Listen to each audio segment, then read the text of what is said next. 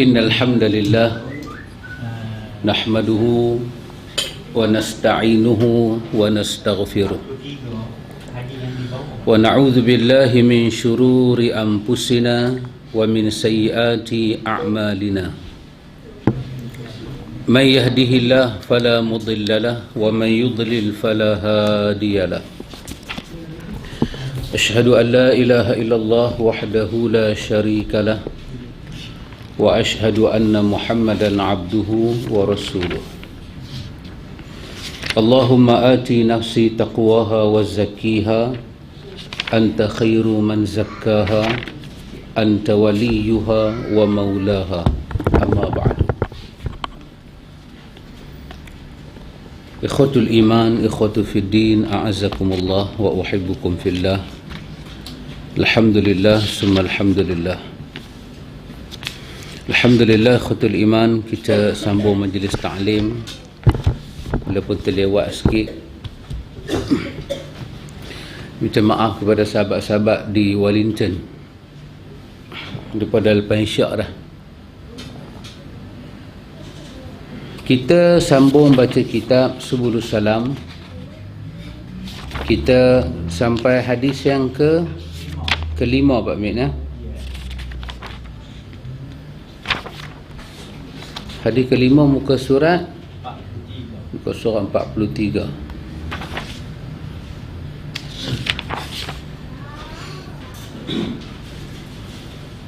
Hadis yang kelima muka surat 43. Kita sambung pelajaran kita pada minggu yang lepas, iaitu kata dia hadis an Abi Hurairah radhiyallahu anhu qala Rasulullah sallallahu alaihi wasallam la yaghtasil ahadukum fil ma'i daim wa huwa junubun. Akhrajahu Muslim walil Bukhari la yabulanna ahadukum fil ma'i daim alladhi la yajri thumma yaghtasilu fihi. Wali Muslim minhu wali Abi Daud wala yaghtasil fihi minal janabah. Ini hadis yang kelima. Siapa nak kita ada? Ada 2,5. 2,5. Nanti bayar kemudian. Bayar kemudian.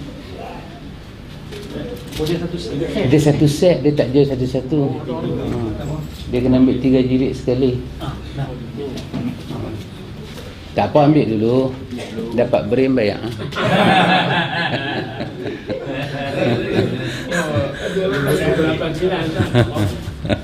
Ha? 28 bulan 9.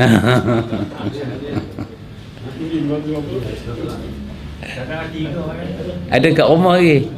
Saya bawa 3 je. Kat rumah ada. Boleh. Saya ambil. Ada kat rumah. Tak apa, pelan-pelan. Baik, daripada Abu Hurairah radhiyallahu an, kata Abu Hurairah, Rasulullah sallallahu alaihi wasallam bersabda, janganlah salah seorang daripada kalian mandi dalam air yang tenang. Maksudnya air yang tidak mengalir sedangkan dia junub. Ini dalam hadis Imam Muslim. Dalam hadis Imam Bukhari, Nabi kata jangan sekali-kali salah seorang daripada kalian kencing dalam air tenang yang tidak mengalir, kemudian dia mandi di dalamnya. Ini dalam lafaz Bukhari dan Muslim. Dalam lafaz Imam Muslim lagi, dia guna perkataan daripada air tu. Kalau air tu air yang bertakung, kita jangan ambil air yang bertakung orang dah pergi kencing dalam dia untuk mandi.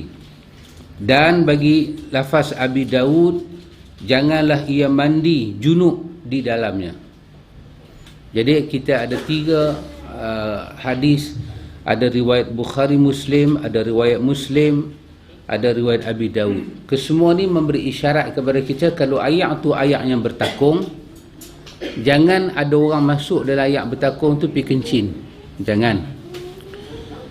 Jangan kita masuk dalam ayat bertakung, pi mandi, kita duduk dalam dia, kita mandi, kita berkubang dalam dia. Jangan dalam keadaan junub. Kalau kita tengok ayat tu walaupun dia banyak tapi orang pergi kencing, jangan pergi ambil ayat tu buat keluar dan kita mandi di luar. Jangan. Nabi kata jangan. Yang ni kita belajar mungkin kita belajar dalam ilmu hadis, dia panggil apa? Dia panggil illatul hadis. Maksudnya hadis tu Nabi tak bagi kita buat tu kerana ada sebab.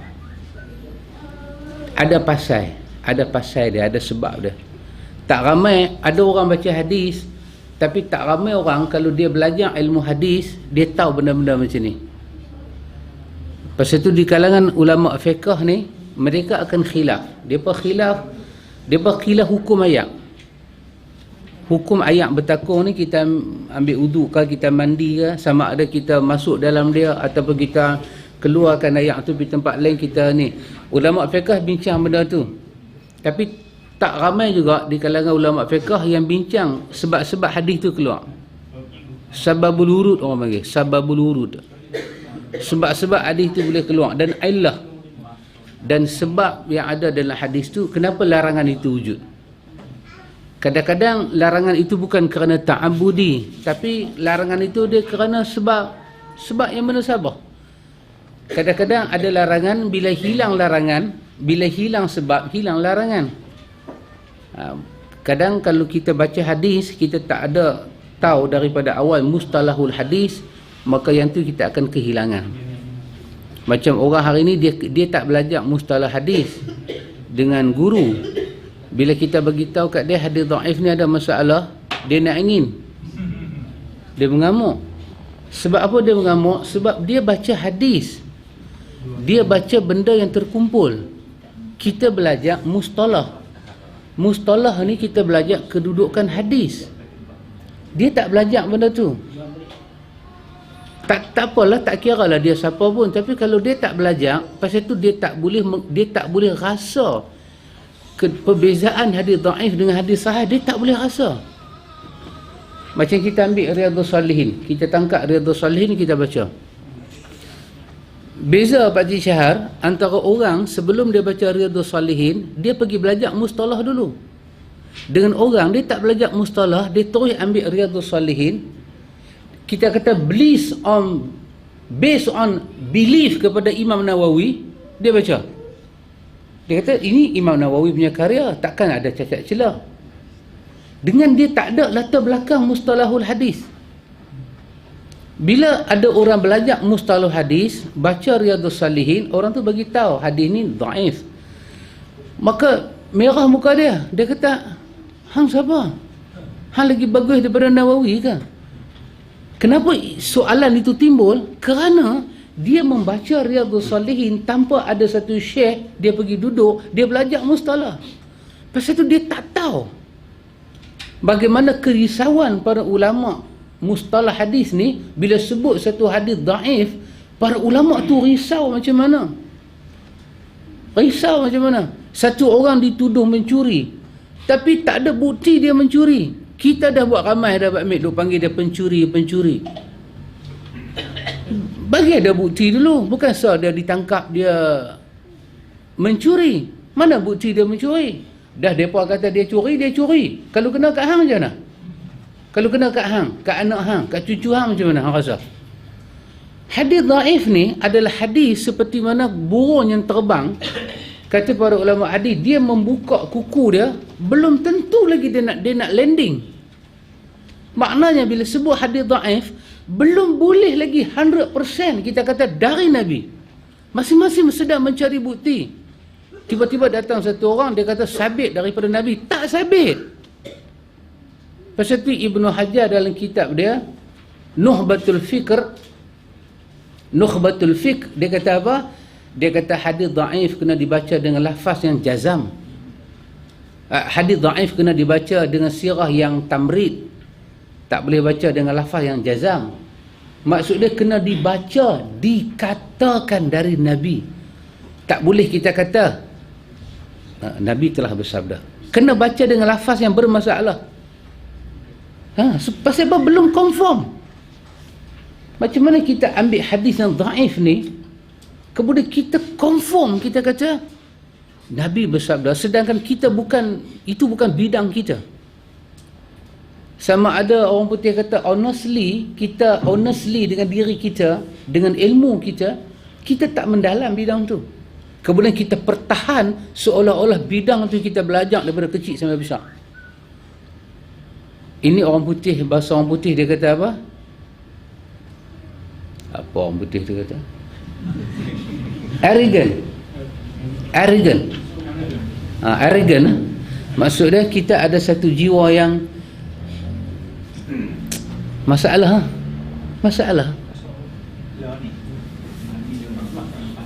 Jadi kerana itu hadis yang kita baca ni adalah hadis yang sahih. Lepas itu saya ingat lagi mula-mula saya belajar dengan Ustaz Allah, mula-mula saya belajar dengan dia, dia kata aku nak ajak hang hari ni macam mana nak baca hadis. Dia bagi kat saya satu majalah Arab tu ada hadis. Dia kata hang tengok ni, lepas tu hang bagi tahu kat aku macam mana nak kenal ni hadis. Saya macam tikus tengok besi ya. Yang Arab tu adalah lafaz Arab tu kan. Tapi macam mana kita ni orang yang tak A sampai Z tak belajar daripada A sampai Z kan hadis. Macam mana bila tulis satu buku tu kita nak make sure dia adalah hadis. Maka dia bagi kat saya 3 kaedah yang selalu saya perkenalkan. Yang pertama, mesti ada nama sahabat. Baru kita baca dia. Kalau dia kata qala Rasulullah tak ada nama sahabat, hadis tu dia masuk dalam pemantauan dah. Kita duk pantau dah dia. Yang kedua, kena ada rawi. Bukhari ke, Muslim ke, Abi Daud, mesti ada nama rawi yang akhir. Dan yang ketiga, mesti ada status hadis. Dia tulis sahih ke apa-apa. Jadi daripada 3 ni dia kata kat saya, 2 kena ada. Apa dia? Rawi yang akhir dan kedudukan hadis. Kalau nama sahabat tak ada, tak apa. Tu kita ada 2 kitab tu, Bidayah dengan Hilyah. 2 kitab tu sebut aja nama sahabat, kita lebih cari tang situ. Mati dia bila, masuk Islam dia bila. Cuma rawi dia, kalau dia tak rawi, dia bubuh al-hadis di bawah. Habis nak semak tahu dah. Kita bukan ada mu'jam. Kita bukan ada mu'jam, maksud dia macam Muslim kan, dia ada satu buku asin pak cik, satu buku asin. Kita nak cari hadis dalam Sahih Muslim tu, kita main huruf aja. Apa dia panggil, orang putih panggil apa? Alphabet. Oh, saya ingat burung macam Angry Bird. Alphabet nama dia. Baru ni saya dengar ni. Dia macam satu kamus kan. Dia macam satu mu'jam dia buat pada kita. Kalau hadis Muslim tu, macam hadis kita baca ni kan, dia start dengan perkataan la, lam alif kan. Maka kita buka cari lam, dia lam alif, lam dengan ba, lam dengan ta, dia ikut huruf. Maka kita pergi tang situ. Semua hadis yang start dengan lam alif dia buh di situ. Kita cari ya. Kita pun tak ada benda tu kan. Kita nak cari macam mana? Maka dia kena ada rawi tu. Siapa supaya kitab tu kita boleh cari.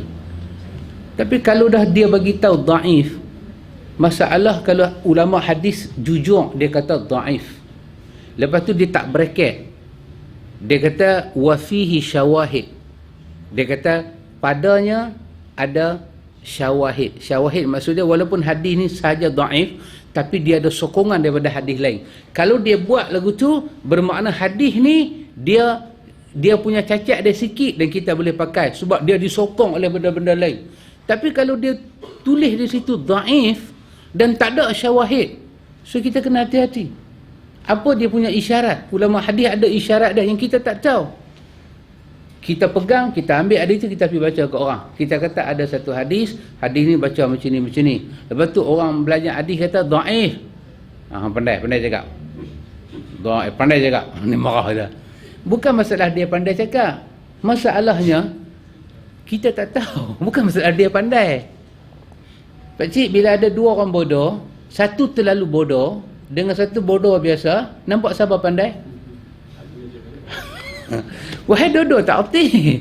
Bukanlah kita erti, tak mana kita pun bodoh, tapi kita pergi duduk di tengah-tengah paling bodoh. Nampaklah kita tu bijak sangat pakcik. Taklah bijak mana. Mai orang cerdik baru kita bertemu dengan orang. Kita tahu nasib kita. Jadi ini satu masalah. Bila hadis daif adalah hadis yang tak boleh disabitkan lagi. Sampai hari ini ulama kata mutabat dia daif, bermakna sampai hari ini belum dapat disabitkan dia daripada Nabi. Macam mana kita dah kata qala Rasulullah. Pasal itu ulama dia kata ruwiya anin Nabi, diriwayatkan, dikatakan, ada riwayat, nama dia lafaz tamrid. Tamrid maksud dia apa? Lafaz itu menunjukkan hadis itu ada masalah. Dia tak main dengan jazam, perkataan yang kukuh. Qala Rasulullah, sami'tu Rasulullah, ra'aitu Rasulullah, kunna ma'a Rasulullah. Itu lafaz yang sangat kukuh. Maka hadis-hadis yang kita baca ni adalah hadis-hadis yang sahih. Nabi kata jangan salah seorang daripada hampa mandi di dalam air yang tenang, iaitu air yang diam bergenang. Ayat yang duduk dalam bopok tu. Muslim meriwayatkan dengan lafaz ini. Di dalamnya menunjukkan bahawa janganlah ia mandi dengan menyelam di dalamnya. Dan bisa juga menunjukkan bahawa janganlah dia mengambil darinya air lalu mandi di luar. Janganlah ia mandi menunjukkan bahawa larangan melakukan kedua hal tersebut secara bersendirian. Sebagaimana dua kemungkinan yang pertama dalam riwayat tadi. Kemudian ia menyebut mandi daripadanya. Nabi tak bagi kita ambil air yang bertakung. Pasal apa? Takut air bertakung ni orang pergi kencing, dia tak ni. Sama ada kita, walaupun dia banyak, kita pergi masuk dalam dia, kita pergi mandi dalam dia, ataupun kita ambil air tu berkeluar, kita pergi mandi tempat lain. Nabi kata tak sah. Mesti larangan Nabi ni ada dia punya hikmah. Abu Daud berkata dalam kitab dia, dalam syarah dia, larangan ini jika pada ayat yang banyak menunjukkan makruh, dan jika pada ayat yang sikit menunjukkan haram. Abu Daud kata kalau ayat yang bertakung tengah jalan tu sikit, kita pergi ambil, hukum dia haram. Kalau ayat tu banyak, hukum dia makruh. Dua-dua tak ada pahala. Dua-dua tak ada pahala. Dua-dua larangan. Dua-dua larangan. Jadi tak usahlah kita mandi. Lebih-lebih mandi wajib, lebih-lebih nak ambil wudu daripada ayat yang bertakung di. Kenapa ikhwan? Sebab tanah Arab bukan senang nak cerai ayat kan. Sekali dia turun, tanah tu sebab dia bertakung. Tak ada binatang nak minum. Orang had jenis nakal-nakal di mana pun ada. Dia pergi kencing dalam tu. Maka Nabi daripada awal, Nabi habaq, kalau ada ayat lagu tu sebab mandi wajib. Dah tak ada ayat nak mandi wajib macam mana? Tayamum. Bukan susah tak mana. Ada berpendapat bahawa berdasarkan hal tersebut dapat menjadi penggunaan lafaz larangan tersebut secara hakiki dan majazi. Larangan ni boleh jadi larangan secara hakiki, maksudnya memang dilarang, ataupun majazi, ataupun larangan itu dalam bentuk simbolik dia kata. Maka yang lebih baik adalah keumuman majaz dan larangan tersebut digunakan pada makna tidak melakukannya, yang mengandung unsur keharaman dan kemakruhan melakukannya. Maka kata dia di sini lebih baik hadis yang macam ni kita pegang dalam bentuk dilarang. Kalau kita nak kata makruh, tetap dilarang. Kalau kita nak kata haram, lebih-lebih dilarang. Maka tak usahlah ayat-ayat macam ni kita ambil sebagai nak bertaharah. Adapun hukum ayat diam yang tidak mengalir, najisnya ayat sebab bercampur dengan ayat seni, ayat kencing, atau larangan mandi junub di dalamnya. Menurut mereka yang berpendapat bahawa ayat tidak najis, melainkan jika salah satu sifatnya berubah. Larangan penggunaannya itu bersifat ta'abudi dan ayat tetap suci. Ini adalah pendapat Malikiyah yang membolehkan bersuci dengannya, kerana larangan tersebut menurut mereka hanyalah menunjukkan makruh.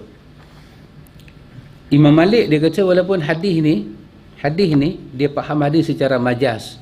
Nabi kata jangan kamu pergi kencing dalam dia, jangan kamu pergi mandi dalam dia. Imam Malik kata setinggi-tinggi larangan dalam hadis ni makruh. Sebab apa dia kata makruh? Sebab kita kena kapit dengan hadis yang kita dah baca kan.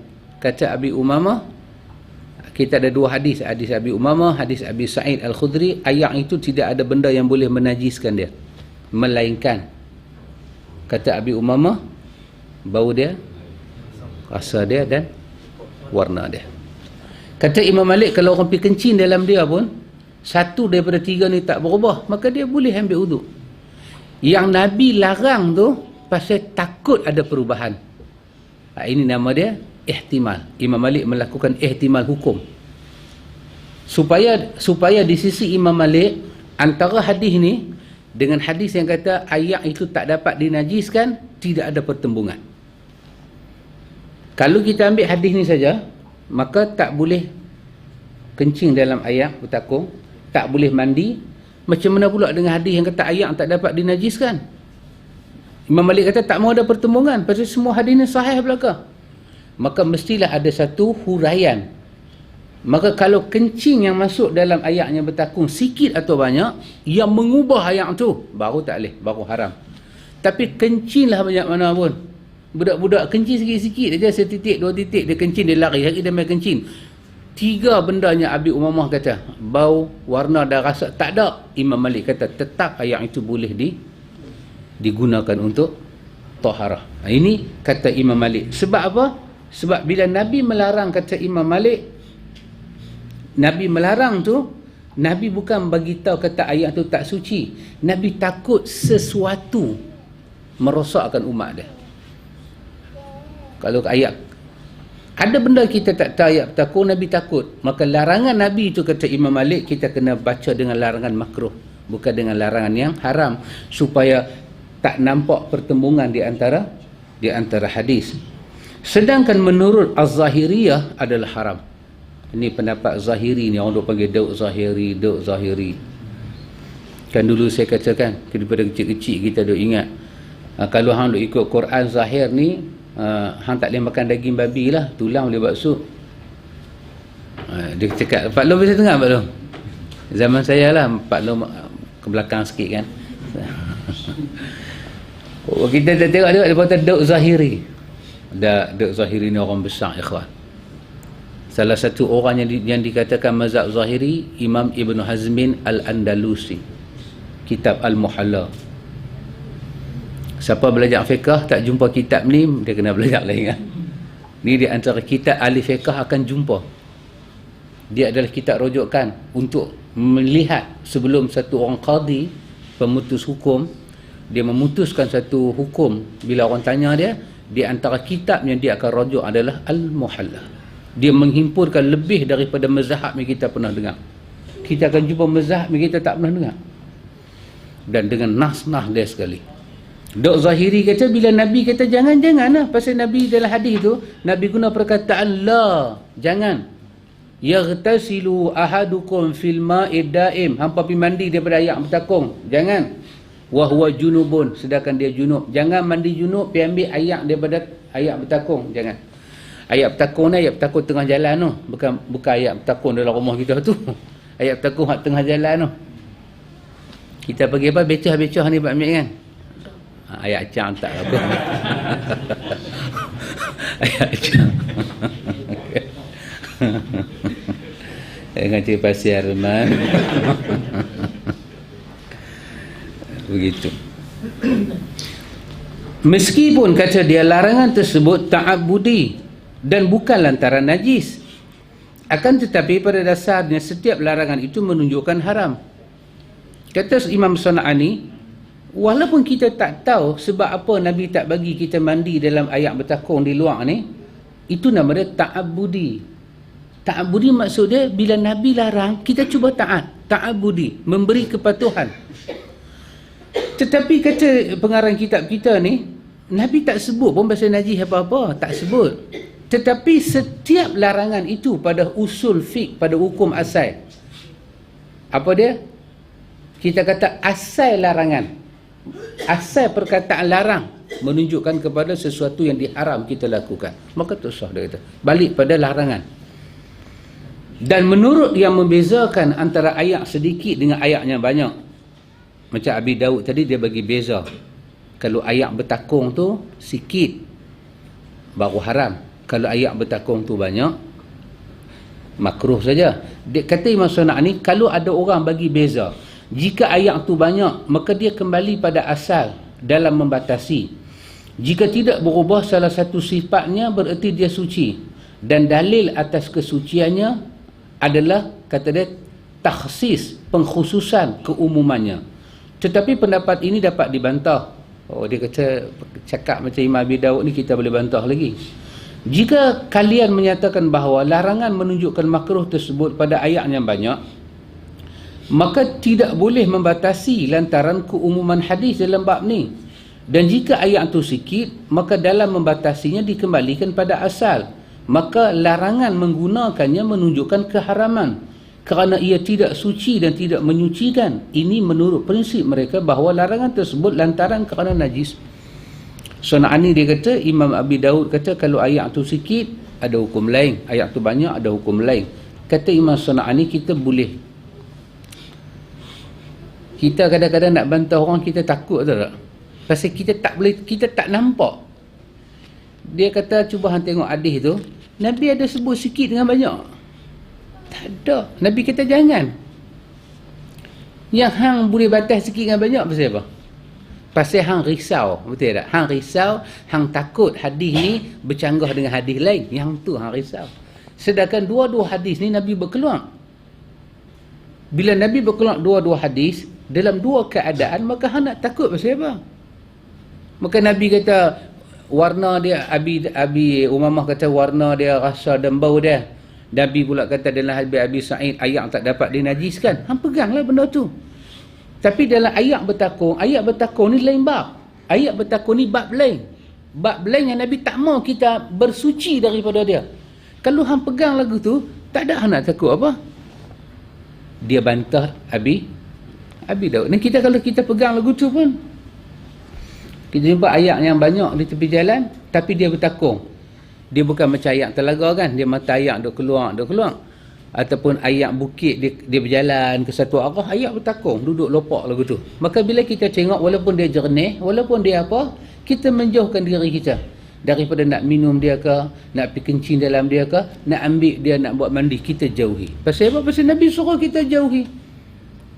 Kita tak payah nak pergi baca. Kalau dia banyak, kita boleh pakai. Dia sikit, kita jangan pakai. Itu pemikiran kita, kata dia. Pemikiran kita jangan masuk ke dalam hadis. Itu satu daripada tanggapan kita. Mungkin ya, mungkin tidak. Ini ikhwan, ini satu bab saya katakan ikhwan. Bab apa saya kata? Bab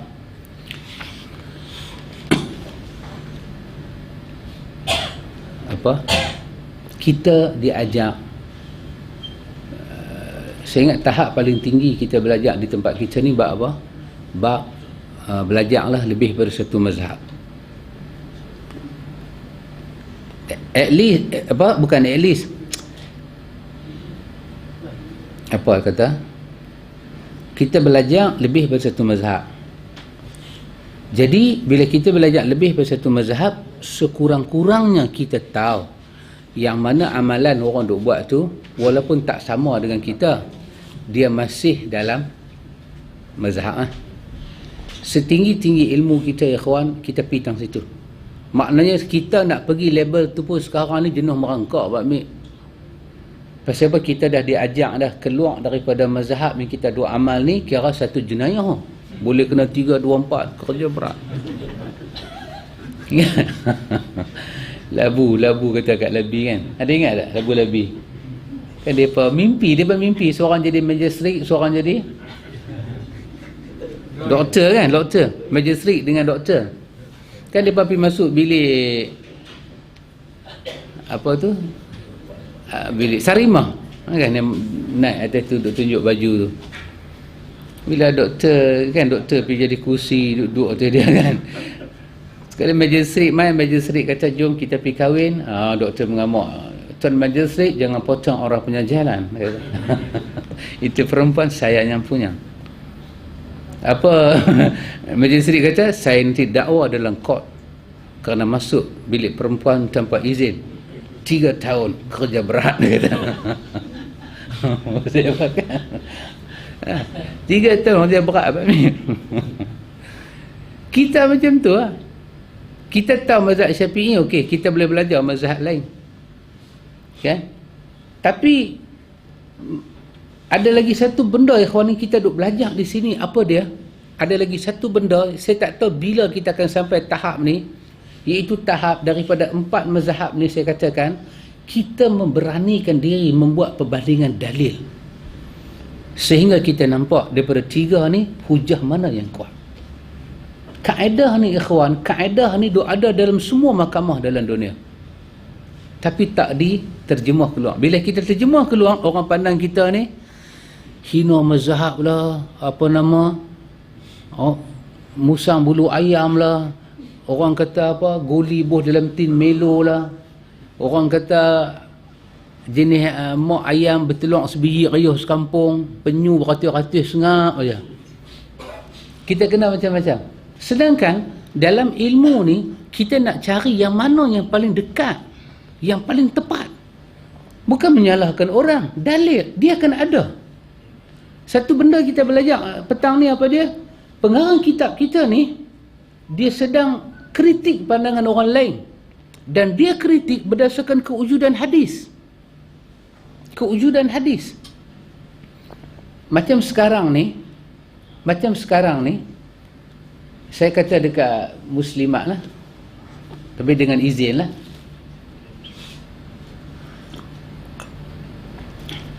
ketaatan seorang isteri kepada suami ni sejauh mana? Sejauh mana suami kena taat kepada isteri? Jauh tu sampai mana? Isteri kan, suami pula dah. Isteri. Tersilap Encik Mah. Pasal dia nampak ketayak Encik Mah. Sejauh mana isteri punya ketaatan kepada suami? Dikatakan kepada kita, kalaulah si suami itu nak isteri dia dan isteri berada di atas belakang unta, maka isteri kena layan nafsu suami dia di atas belakang unta. Katalah hadis ni, ungkapan ini kita baca 60 tahun silam. 60 tahun silam. Wanita-wanita yang hidup 60 tahun silam, dia dengar Pak Long, dia tak akan bantah. Betul? Dia kata, ya Allah, beratnya kahwin, beratnya jadi bini orang. Maknanya kita kena bersedia bila-bila masa jiwa dan raga kita khas untuk suami kita. Begitulah besarnya. Baik, kalau begitu saya katakan orang Islam tewas dengan orang bukan Islam. Kenapa? Filem-filem India Pak Mik, gambar Indo ni, Tamil movie ni, dia tunjuk dekat kita filem zaman Siwaji MGR dulu ni. Laki dia mabuk, laki dia pukul dia, laki dia tendang dia. Selagi tali tu duk ada, tali yang dia ikat depan tokong tu, duk ada di leher dia, dia nak tinggal laki dia, tobat lahum, dia tak tinggal. Laki dia mabuk, sepak dia, terajang dia, terguling-guling macam tenggiling keluar daripada rumah. Dia masuk balik, laki dia bagi penyepak, dia masuk balik. Adik-beradik dia main kata, sudahlah, dia ni dah tak suka kat hang. Dia jegir kat dia beradik dia, Pak Min. Dengar ribut taufan, semua main brung kata mal lagu tu. Dia kata, dia laki aku. Laki adalah Tuhan. Saya tanya di kalangan orang Islam, perempuan Islam, ada kata kat laki dia lagu tu? Tak ada. Maknanya, kalau kita baca hadis ni 60 tahun silam, kita dah kalah dah dengan mereka. Mereka telah pun taat suami bukan di atas bonggol unta. Suami macam Tuhan. Bukan suami itu Tuhan. Kedudukan suami itu macam Tuhan. Bukan suami itu Tuhan. Macam kemuliaan dia di sisi agama mereka. Tapi bila kita baca lepas 100 tahun hadis itu balik, orang wanita dah pergi ke universiti, mereka dah belajar, kita baca balik hadis ni, layanlah suami walaupun di atas bonggol unta. Dia tanya dekat kita balik, kami je kena layan laki, laki ke mana? Kita nak jawab apa? Kita kata tak, hadis kata perempuan layan laki, laki tak perlu layan perempuan. Habis kami ni apa? Kulit kerang, tengilin, tak ada nafsu. Maka bila jadi lagu tu, orang mula mencari. Orang mula mencari balik. Betul ke? Lafaz macam ni pernah disebut oleh Nabi. Orang tanya pada Syekh Utsaimin. Syekh Utsaimin kata, aku rasa kena semak balik. Aku rasa kena semak balik. Sebab lafaz-lafaz macam ni tak memberi hak yang betul kepada wanita. Tapi 60 tahun, orang tua-tua 60 tahun silam, mereka dah hafal dah hadis ni. Mereka dah pesan dah kepada anak-anak cucu mereka. Ingat, Kak Long nak kahwin, ingat, laki kita macam mana punya pelak sekalipun, dia laki. Jangan duk lawan dia, jangan duk kritik dia. Taat kepada dia, dia mau apa pun bagi. Hidup kita syurga suami, syurga isteri di bawah tapak kaki suami. Sedangkan lafaz lagu tu tak ada pun. Tapi kita cinta. Sehingga kan ada suami Pak Mik, ada isteri yang dia duduk dengan suami dia, dia dah tak boleh duduk dah kerana pelaknya lelaki dia ni. Sajalah pinjam bahasa yang baik-baik sikit ni. Dia datang, dia kata saya tak boleh duduk dah dengan suami, saya dah tak ada hati. Boleh tak saya nak minta berpisah? Kita kata nanti bergegang tiang arash. Interest dimiliki oleh sebahagian lelaki-lelaki yang tidak budiman. Kesengsaraan ditanggung oleh sebahagian wanita yang baik-baik. Dia nak cerai tak boleh. Pasal apa? Tiang arah bergegang, tak bau syurga, mak bapak tak mau terima. Sedangkan bila kita balik kepada hadis-hadis yang sahih, ada orang bercerai, wanita yang datang pada Nabi minta diceraikan rumah tangga dia. Bukan pasal suami dia jahat, Haji Syahar, pasal masalah satu je, dia tak ada hati dekat lelaki dia. Kita kata apa? Tak ada cinta. Yang berlaku kepada siapa yang paling popular? Apa nama? Anak angkat Rasulullah, Zaid bin Harisah. Lagi seorang berlaku kat siapa? Sabit bin Qais. Antara Zaid, Sabit dulu, sampai jadi tebuh talak yang pertama dalam Islam. Tapi bila hadis-hadis macam tu diangkat, bila laki-laki nak kahwin lagi satu, payung mah.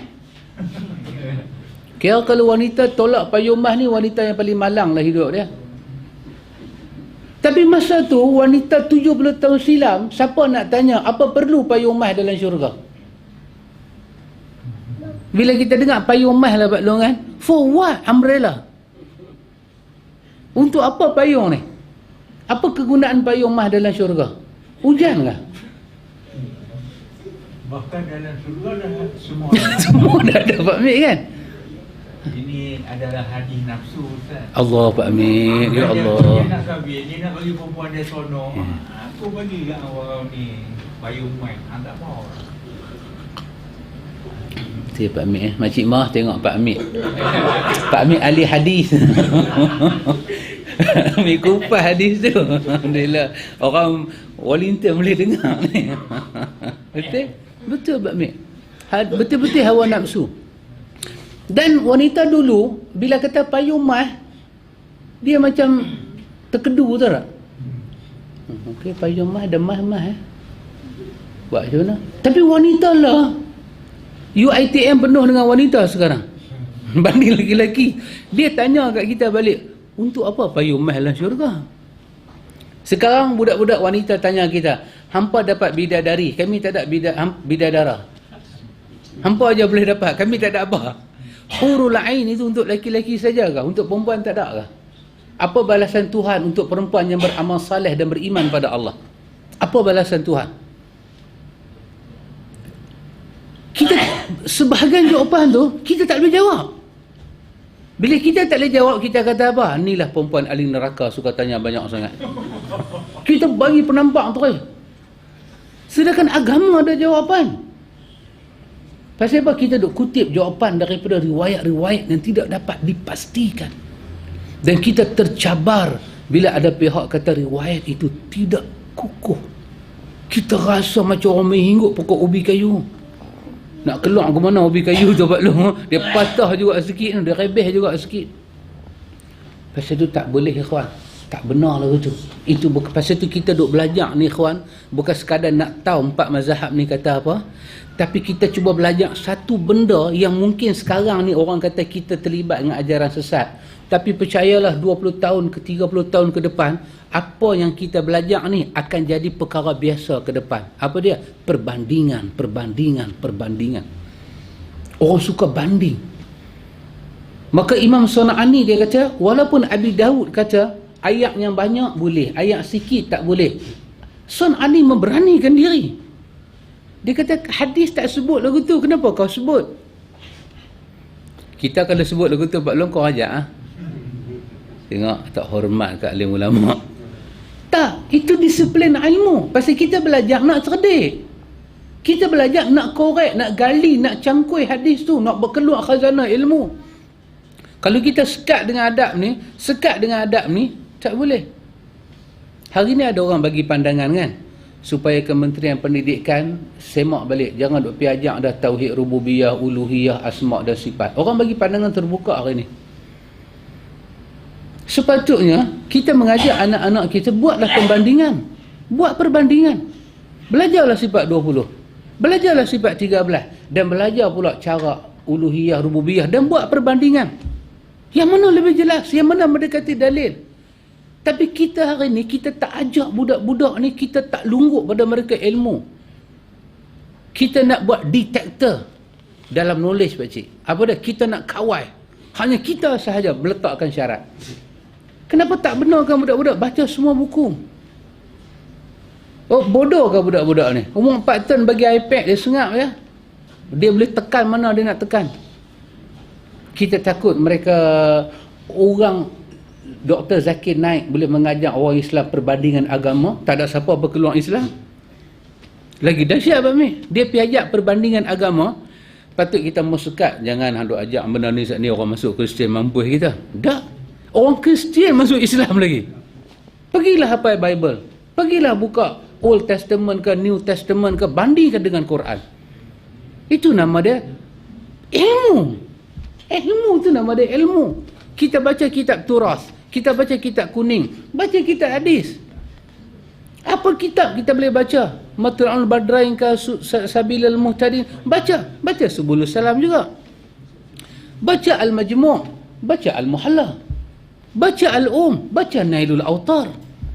Baca tulisan 4 mazhab, baca tulisan yang mazhab kita tak pernah dengar, Al-Auza'i, Fiqh Sa'id bin Musayyab. Baca, kemudian benarkan anak-anak kita, buat conclusion, dia punya conclusion sendiri. Barulah dunia akan ledakan, ilmu akan berlaku, empire ilmu akan berlaku. Tapi kita sekat. Sebut nama Ibu Taimiyah kita takut. Ibnu Lain, Ibnu Rizal boleh. Lagu dia bagus-bagus lagu dia. Ibnu Rizal punya lagu 80-an. Benarkan orang baca. Saya tak tahulah kalau ada orang boleh habis daripada awal sampai ke hujung Majmu'ul Fatawa, tafsir Ibn Taimiyah macam tu dah ada. Majmu'ul Fatawa, lagu tu punya dah ada. Ibn Taimiyah. Baca. Apa dia kata? Compare, buka akidah mazhab Syafi'i. Yang Imam Syafi'i sebut masalah akidah dengan mulut dia. Benarkan anak-anak kita, compare, kaji dalil dia. Jangan tengok perkataan Ibn Taimiyah, setiap kali dia berkelak hukum, tengok dia sandar hukum tak mana. Lepas tu korobek hadis dia pakai, ayat dia pakai, betul ke jalan dia pakai itu, korobek, kita panggil masdar. Pi cangkui masdar. Dari kita pergi korobek masdar dia, baru kita tahu melelong tak melelong istinbat hukum dia. Kalau masdar dia tak betul, istinbat hukum tak betul. Berapa banyak orang masdar tak betul, hadis palsu ambil ke orang. Kalau wanita-wanita bercakap, kita kata apa? Kami tak maulah payung-payung mah semua dalam syurga. Tengok dia ni tolak syurga, kita kata dia tolak syurga. Kita kata hukum orang tolak syurga keluar agama. Dia bukan tolak syurga, dia tolak payung mah. Dia kata dia pada nak bagi kat dia payung mah, bagi kat dia banglo. Dia nak duduk dalam banglo, dia mau aircon. Tengok dia ni, wanita-wanita ni biadab. Bukan dia biadab, awak ada masalah. Awak ada masalah dalam memberi penjelasan pada orang. Ni kita belajar ni kawan. Tapi tak tahulah takat mana kita boleh bersembah dengan orang lah. Takat mana kita ada sembah sedalam kita mengaji ni kah? Dan orang pun kalau dia dengar cara kita duk mengaji ni, dia boleh garu. Ya Allah, dia kata hampa mengaji tak mana? Hampa ni semua profesor kata. Awak dalam sangat. Bukan dalam. Sebab dia tak pernah start cangkui pun. Dia kata kita tak dalam pun Pak Long. Dia nampak kita dalam pasal dia tak pernah start. Dia terkejut dengan cara kita mengaji. Mai sikit hari pula, sebelum salam pula, jangan duk baca dah. Kitab ini memecah belahkan orang. Wah, dia tak baca pun. Mereka pasal tak bisa dengar, Ustaz. Betul. Bila mereka dengar, mereka dah ada job untuk nak ni wahabi itu kan. Mereka dengar pelik sikit, ni pok-pok wahabi. Allah. Bahkan kitab-kitab macam ni sebelum salah, mereka tak pernah pegang pun. Allah amin. Betul. Mereka cakap, mereka lama mereka ada siap dah dekat mulut mereka.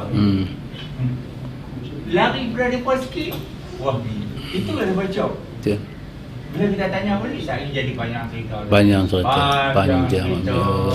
Bapak hang tak jadi macam ni. Allah. Cemai. Nanti orang tua-tua kata pendek cerita.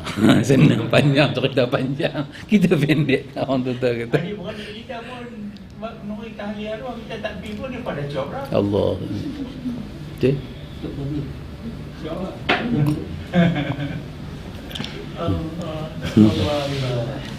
Mudah-mudahan kita doa lah. Amin. Allah bagi pasal depa pula doa ke Tuhan minta kita kembali ke jalan. Kita pula doa depa kembali ke jalan. Dua-dua melelong. Bila ketemu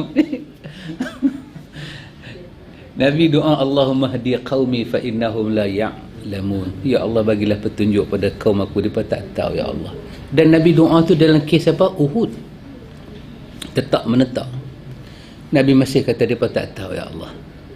Kita hanya bertekak-bertekak biasa kan, bertegang urat. Kata ya Allah, hidayahkan ilmu. Kita baca ada doa Abdullah bin Mas'ud kan, apa dia tu, Allahumma zidni imanan wa sidqan wa fiqhan wa yaqinan wa fiqhan. Ya Allah, tambahkanlah kepada kami iman, keyakinan dan kefahaman. Kita pun doa yang sama, ya Allah, berilah pada saudara-saudara adik-beradik kita pertambahan iman, kefahaman ya Allah, dan berilah keyakinan kepada mereka. Tapi pelik ya Ustaz. Ya Pak Mik. Sahabat kita tu yang belajar sunnah macam kita, sampai mak pak dia pakai bomo. Allah Akbar. Kan? Ya. Tapi kita tak saya sebutlah. Kita menjagakan Ya. dia. Dia kata awak hang ni teruk sangat. Yang tu tak mau, yang ni tak mau. Lalas sekali bapak dia, mak dia apa ikut kita. Allah Akbar. Peringkat awal Oh, peringkat awal. Bomo. Kita duduk tepi tu. Hang ni apa nak jadi? Allah. Disebut dalam syarah beberapa pendapat mengenai kencing dalam air, iaitu tidak dilarang pada air banyak yang mengalir sebagaimana difahami dalam hadis ini, tetapi lebih baik dihindari. Adapun air yang sedikit mengalir, ada yang menyatakan makruh dan ada juga yang menyatakan haram. Ini yang lebih baik. Kata dia, kalau kita baca dalam syarah-syarah hadis tu, ada ulama bahas banyak. Tapi dia kata yang jelasnya ta'abudi. Ta'abudi apa dia? Kita serah diri kita pada lafaz yang Nabi sebut tu, ta'abudi. Kita tengok ayat bertakung, kita tak mau. Kita tak mau pakai untuk ambil wuduk. Ayat yang ada atas tanah bertakung-bertakung ni kan, mungkin itu minuman bagi binatang, rezeki burung. Kalau ada orang pergi kencing, kita tak tahu, kita tak ambil, tentu dah kita selamat daripada kemudaratan. Kalau kita pergi ambil, mungkin kita tak selamat daripada mudaratan. Jadi kita ta'abudi. Ayat laut, Nabi kata boleh berwuduk kan. Kemudian Nabi tak sebut orang pergi kencing tepi dia ke, orang pergi buang ayat besar, Nabi tak sebut. Bila Nabi tak sebut lagu tu, ayat laut ni tak mana kita nak ambil wuduk, mandi wajib, kita ambil. Tapi ayat yang bertakung, yang berkenang di atas permukaan tanah ni, Nabi mula meletak kebimbangan dia. Maka kita pun ta'abudi, menjauhi, kerana dia satu benda Nabi suka kita jauhi. Kita jauhi, dia kata dia. Ustaz, masalahnya macam tasik kan, tasik. Ya. Tasik ayam dia tak berjalan, dia duduk. Ya. Tasik ni besar. Tasik besar. Jadi hukumnya macam mana? Yang bestnya tu sah. Kita macam tengok apa tasik apa Bukit Merah kan, dia tasik besar. Ya. Tak boleh. Kira dia bertakung. Ya. Tapi dalam hadis ni yang bertakung yang kita bincang ni, ayat hujan, ayat yang bertakung di tempat-tempat atas kecil-kecil ni. Tasik ni kita yang buat dia. Bosok dia satu besar, dia besar. Jadi para ulama kata tasik ni boleh. Tapi kita kerana sifat dia tak mengalir kan. Dia ada sifat-sifat tak mengalir, lebih baik kita hindari. Tak sah. Itu lebih baik ta'abudi. Tapi kalau ada orang ambil, kita kata dia masuk dalam perbahasan para ulama. Para ulama kata kalau ayat banyak tak apa, boleh. Sikit tak sah kan. Itu kita kata penting juga melihat perbahasan para ulama. Tetapi kita dengan hadis ni, dalam hadis ni kita ta'abudi dengan Nabi. Ta'abudi. Nabi nak kita jauhi. Pasal itu telaga tak terbesar tasik Pak Mik kan. Tapi ayat dia sentiasa naik. Dia ada mata ayat. Sampai kan apa kita baca hari tu Pak Mik, orang buang sampah dalam dia kan. Orang buang najis, orang buang apa. Apa Nabi kata? Nabi kata ayat tetap ayat. Ayat tetap ayat. Tak ada najis apa? Tak ada najis. Tapi untuk tasik Nabi tak cakap lagu tu. Nabi tak cakap lagu tu kan. Walaupun tasik itu dalam mazhab Syafi'i dia melebihi had dua qolah. Had dua qolah kalau jatuh sesuatu najis dalam dia pun tak dianggap najis. Tapi saya nak kata nak beza ayat tasik ni yang dia beku di situ dengan ayat daripada telaga ni yang mata dia naik sampai walaupun dibuang najis dalam dia, Nabi kita jangan kamu syak dengan ayat tu. Dia tetap bersih. Walaupun ada najis, Nabi kata dia bersih.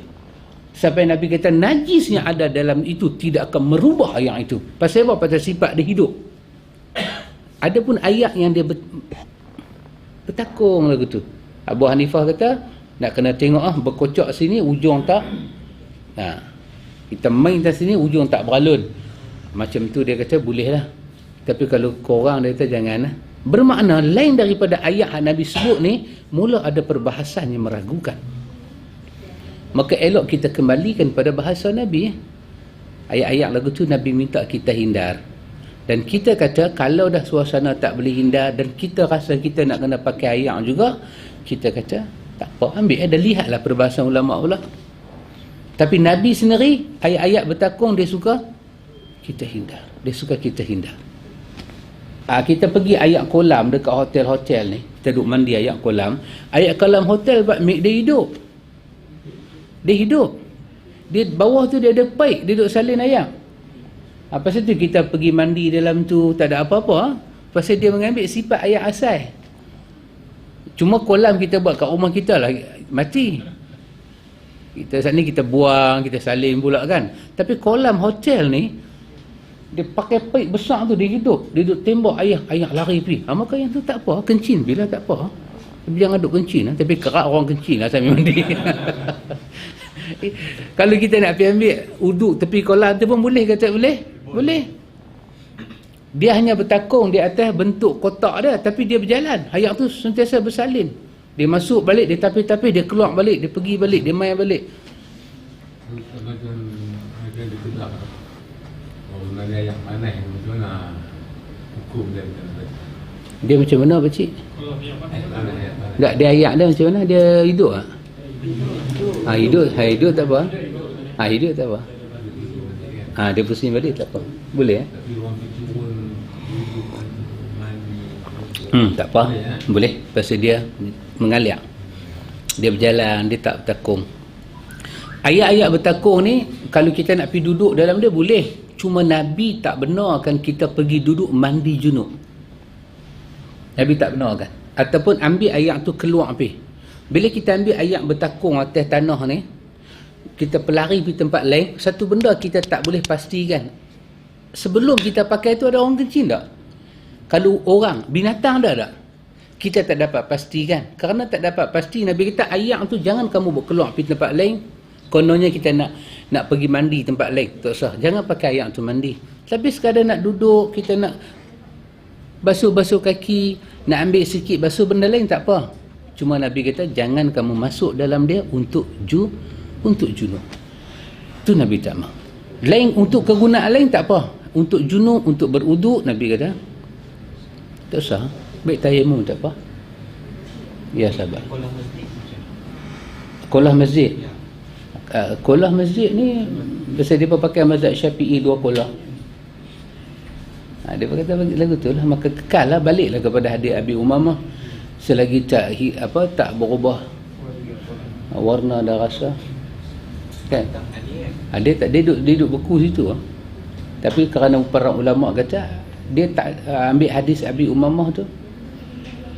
Pasal tu ayat yang duduk dalam kolah kita buat dengan ayat yang bertakung atas tanah, dia ada beza. Sebab ayat yang duduk dalam kolah tu, ayat tu terjaga. Kita tak benarkan binatang main jilat, dan kita tak benarkan orang main masuk dalam dia.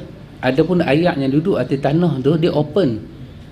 Burung boleh main, kucing boleh main, anjing boleh main, dan orang pun boleh main. Maka dia ada sikit perbezaan lah. Tapi kita belajar ada hadis-hadis yang ada kolah ni, taklah kita baca dengan satu makna, kan?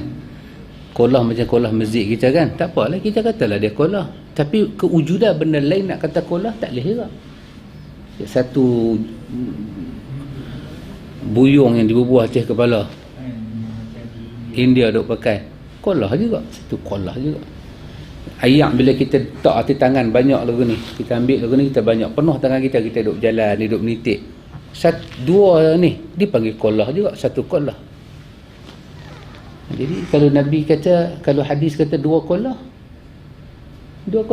mungkin 2 kolah ni bacaan kita 2 kolah besar, dan kemudian hadis tu pula matan dia berkocok, matan dia tu sendiri dah masalah, jadi taklah kuat sangat.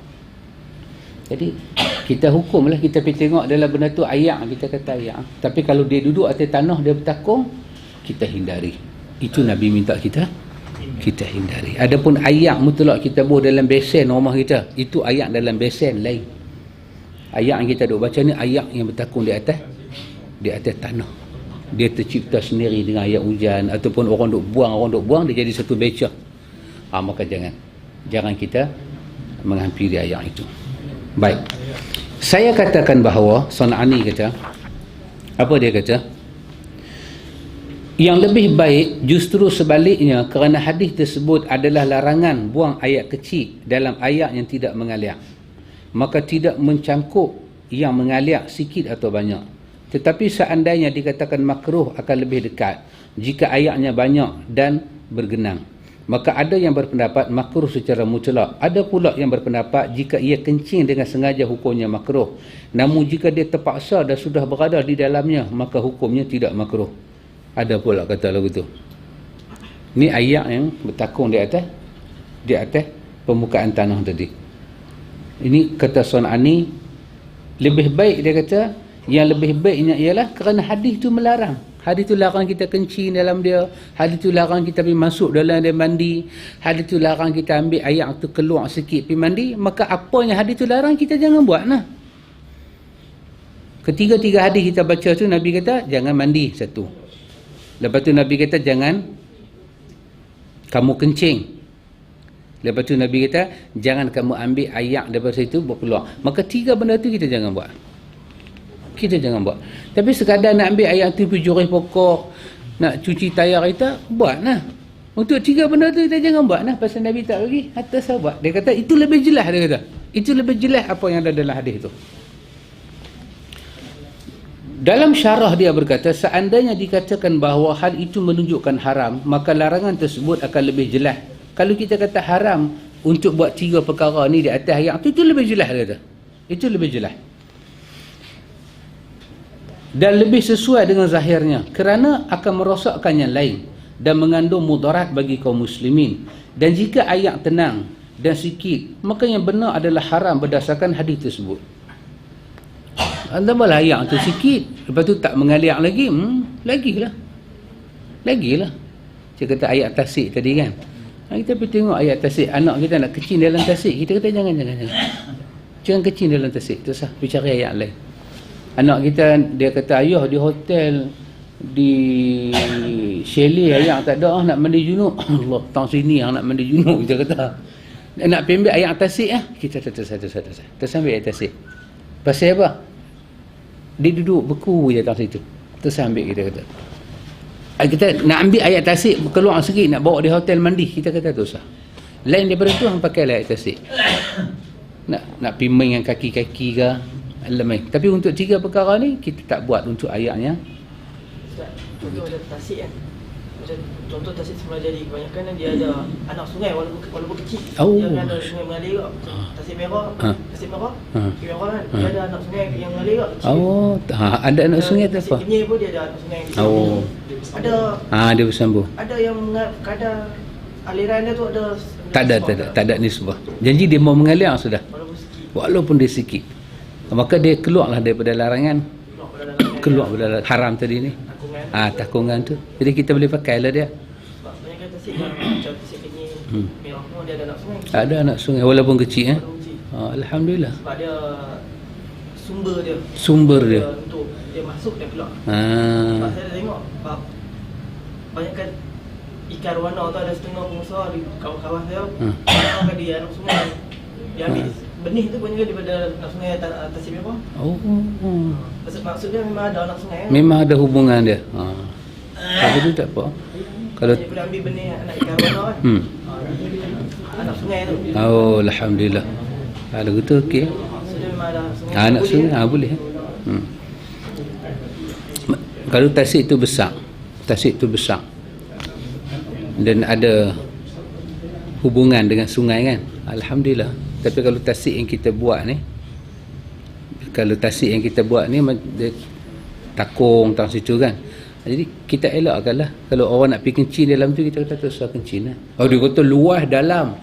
Tak apa, luas dalam bab blank. Dia macam contoh macam di Kondem. Mengkondem. Dia ada tak ada had, dia mengalir, tak ada dia masuk, tak ada keluar. Masuk tak ada, dia cuma keluar. Macam mana? Tu lagi Dia sekali. mengalir Ustaz. Tapi dia mengalir keluar. Dia itu ayat kan. Macam dia mengkuang Ustaz. Dia keluar pergi mana? Dia wujud dia keluar dia supply untuk kita. Dia buat takung. Okey. Overflow lah. Okey. Lagu tu tak apa. Lagu tu boleh. Masuk dia tak ada. Tak apa. Tapi dia keluar. Dia keluar tu satu tapisan dekat dia. Maknanya bila dia keluar dia tak beku tang situ. Adapun ayat yang Nabi kata ma'udaim ni, dia tak ada keluar, dia duduk situ. Dia beku tang situ. Tak mau. Maka tu tak mau. Kena hati-hati Maka tu salah tu pergi kencing apa dalam tu tak sah. Termasuk kolam masjid jangan pergi kencing dalam dia. Dia memang bukan macam ayak tu bersalin kan. Jangan kencing dalam dia. Pasal tu kolam masjid hanya diambil ayak dari dalam dia. Dia wudukkan saja. Lain kita jangan buat. Itu Ustaz, macam Ya, musim makbul dia. Sebelah ikan bulan dalam tu. Dalam kolam. Oh, dahsyat Lepas tu ayat bulan tu juga dia panggil. boleh tapi siru orang dia pasal aja nak pergi bela, orang tak bela. Iyalah, kalau ayam tu besar kan, tai ikan tu besar mana lah sangat kan, dia taklah mengubah. Boleh lah, tapi orang sunnah tak ajak lagu tu Kalau memang ikan tu memang itu asal tempat ikan, tak apalah kan kita buat kolah. Tapi memang kita pergi ambil ikan tu bela, kemudian kita nak kait dengan nama masjid, nak kait dengan kejadian pelik-pelik dalam masjid tu, ni semua nak main khurafat lah. Nak larikan diri. Kita tak mau. Ayat-ayat kolah tu Ya.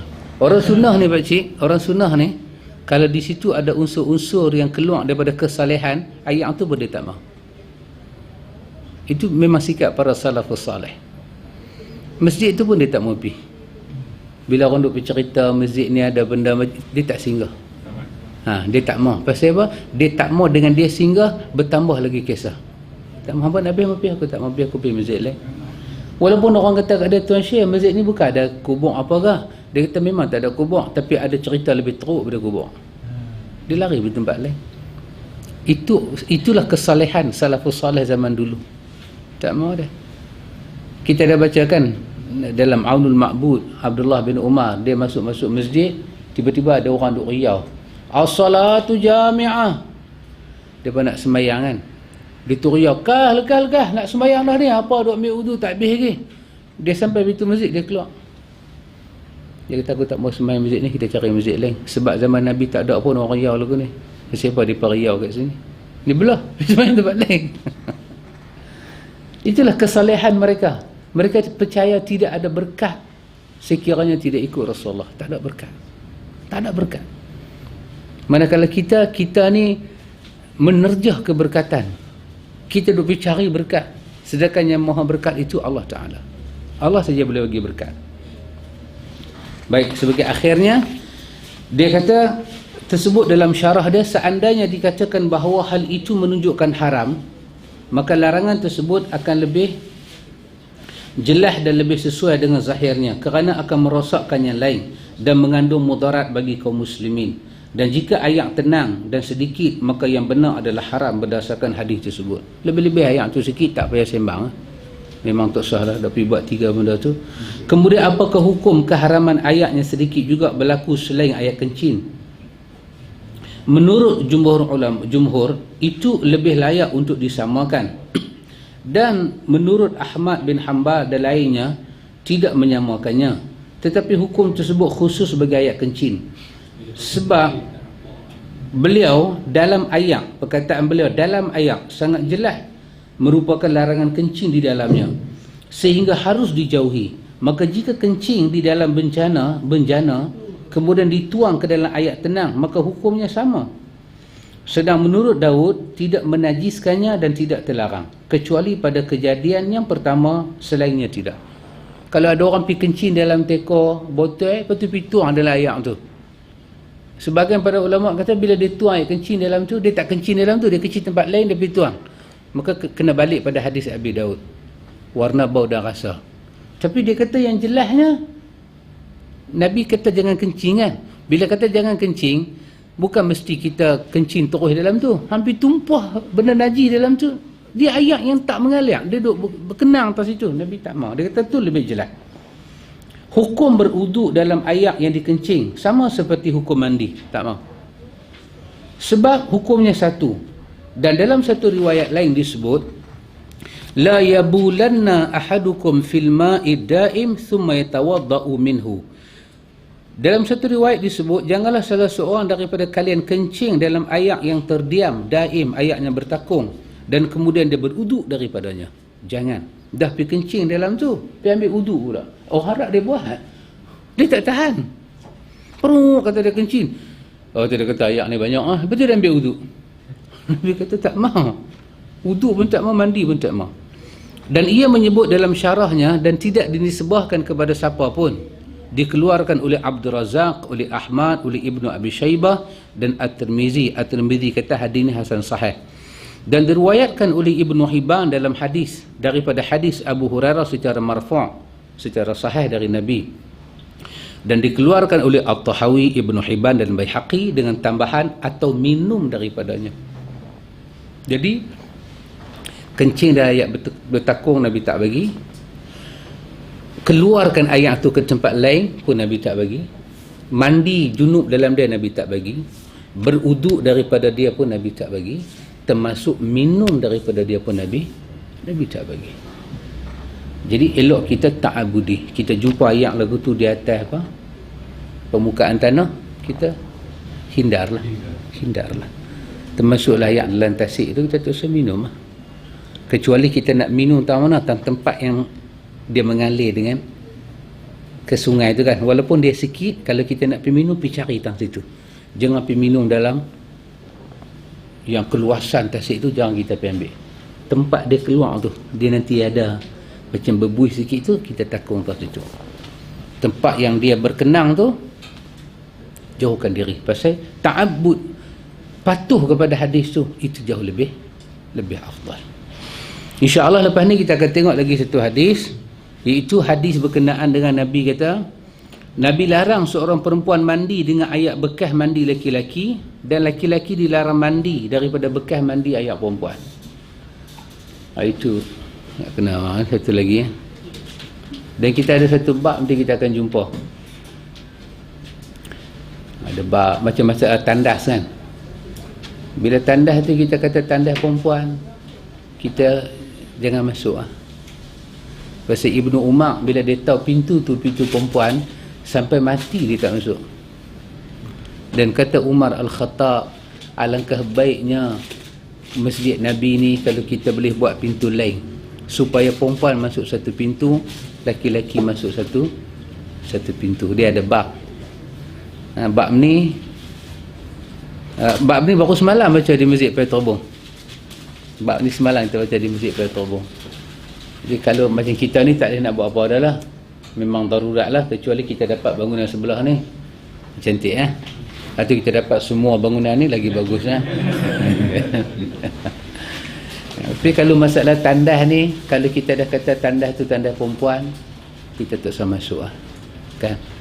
Walaupun kita kata perempuan tak ada, kita tak usah masuk tandas tu tandas perempuan. Maka demikianlah. Siapa tak ada, saya seorang-seorang je duduk dalam dewan, tandas lelaki-lelaki tu terkunci, tandas perempuan tendang bagi pecah pintu,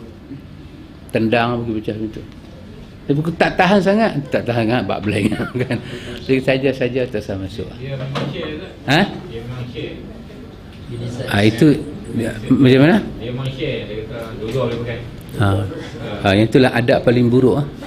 Adab paling buruk sangat buruk. Maka agama dijaga adab. Walaupun mahram sekalipun, walaupun sama-sama, tapi di rumah tak boleh nak buat apa lah kan. Sebab itu sekurang-kurangnya tandas di rumah 2 tu anak-anak pakai.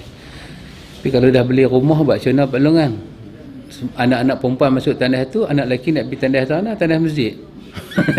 Di rumah ni, kalau rumah sendiri kita bolehlah buat lagi tandas kan. Tapi kalau rumah dah siap kita beli, itu musibah lah yang kita tanggung. Jadi kalau ada duit, kita beli tanah, kita buat rumah, buat tandas bagi lebih daripada satu. Ni tandas anak-anak perempuan, ni tandas anak lelaki. Suami isteri lain bab. Suami isteri tandas dalam. Itu agama dia. Betul, dia ajak budak-budak daripada awal kesopanan. Tu rukun negara kelima tu, kesopanan dan kesusilaan. InsyaAllah sahabat di Wellington, next week kita jumpa lagi insyaAllah. Subhanakallahumma wa bihamdika asyhadu an la ilaha illa anta astaghfiruka wa atubu ilaik.